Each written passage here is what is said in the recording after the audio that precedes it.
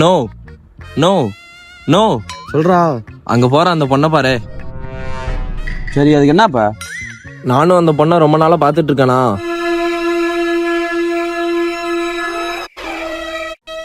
எப்படி கேக்குறதுனே தெரிலனா. டேய், இதை கேட்க தயங்கனா எப்படா? வாடா, நீங்க 2 நாள் பாத்துக்கலாம்டா. ஹலோ, ஏங்க ஏங்க ஏங்க கொஞ்சம் நின்னுங்க.